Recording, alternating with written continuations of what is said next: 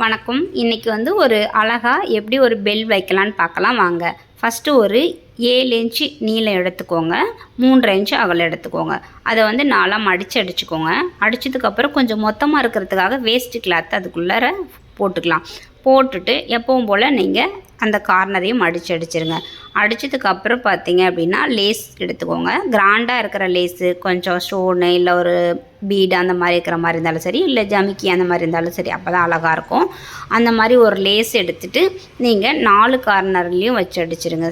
அடித்ததுக்கப்புறம் பார்த்தீங்க அப்படின்னா இந்த மாதிரி உங்களுக்கு கிடைக்கும். இப்படி கிடைக்கும்போது நம்ம என்ன பண்ணணும்னா அழகாக கார்னருக்கு நீட்டாக அடிச்சுக்கோங்க. கொஞ்சம் லேஸ் கிராண்டாக இருந்தால் தான் அழகாக இருக்கும்.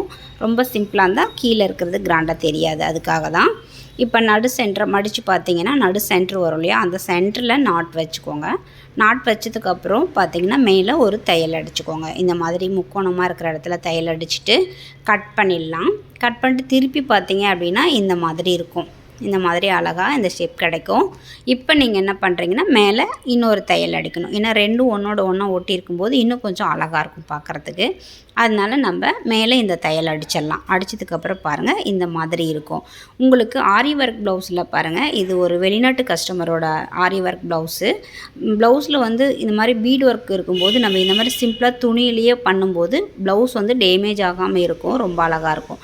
அது கொஞ்சம் பெருசாக இருக்கிற மாதிரி ஃபீல் பண்ணீங்க, சின்னதாக கேட்குறாங்க கஸ்டமர் அப்படின்னா இந்த மாதிரி சின்னதாகவும் நம்ம அதை அப்படியே ஃபோல்ட் பண்ணி சின்னதாகவும் பண்ணிக்கலாம்.